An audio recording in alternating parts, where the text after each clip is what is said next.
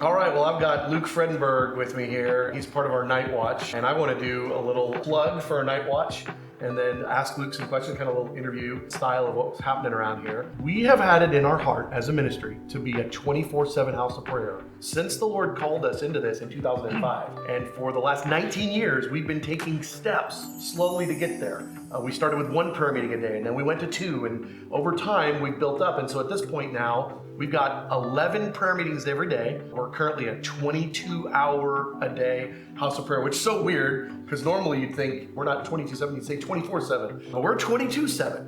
And about a year ago, last June, we took the most significant step we've ever taken into the Night Watch, and that was by adding the 3 to 5 a.m. set, and that's where Luke came in. So Luke, you were a significant part of that move. What did that look like for you? Just as we were talking about it as a community, we figured the best way to inject strength into that was have 2 people do it 7 days a week. So Wow. myself and Christy jumped on board of that, and so we're there every day of the week.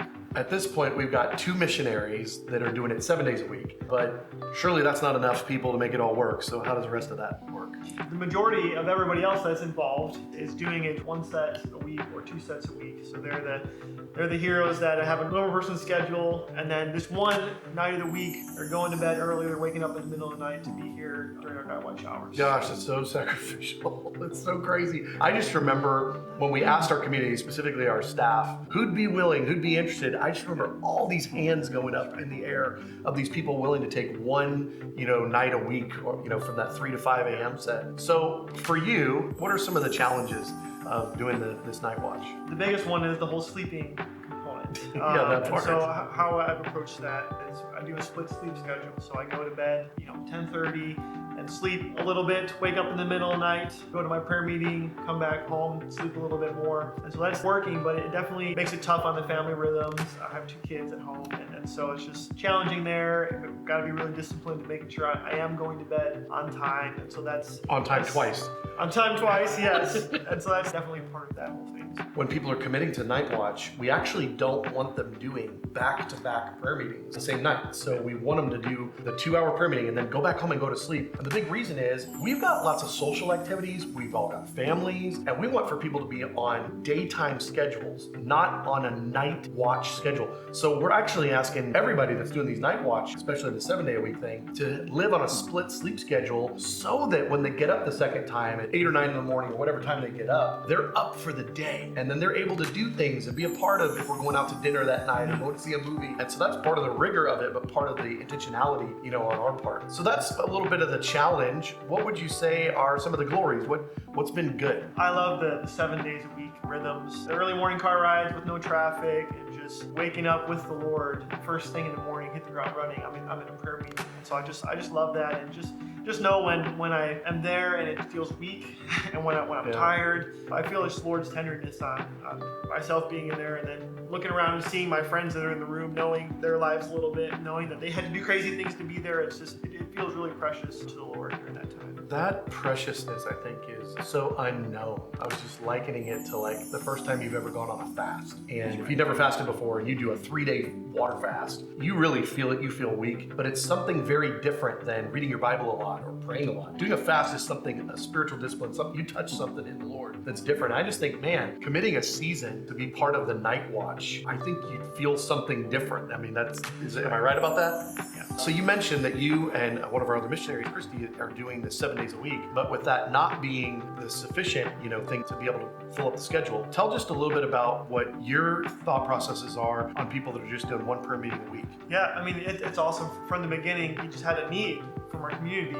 There's one type of people that are called to the nights that feel the stirring, and then other people, they're like, my prayer community, they have a need. I want to try that. And so we had the majority of people just raise their hand to try to be involved and see if they can pull it off. And so we kind of had the concept of do it as long as you can. Just make it a season, and you tell us when you're done. So we've had a number of people that did it for a year. They had some life changes, and they said, hey, I need to step down from this. And we high-fived that. We're like, oh my gosh, you did a year with us. You did 6 months with us. Like, we're just so blessed by anyone being able to give a season of nights. The ones that just crack me up the most are with moms. I mean, they've got multiple kids at home, and they're getting up in the middle of the night, 1 or 2 nights a week, and then going home, and I don't know what the madness looked like when she got home. Does she go straight into mom mode, or does she get a nap? I don't know, but there have been so many, college students and those with full-time jobs, but the Lord has like really made a way. And so that kind of brings us to what are we doing today with this video? Why are we here? We are trying to make an unashamed ask for you to consider coming and being part of our 3 to 5 a.m. prayer meetings 1 a week. We've experienced a little bit of that transition stuff, and so at this point it's a little thin on those 3 to 5 a.m. sets, which makes it a little tougher on the ones that are doing it still. And so we want to send out the ask, make people aware. Look, we're trying to go 24/7, and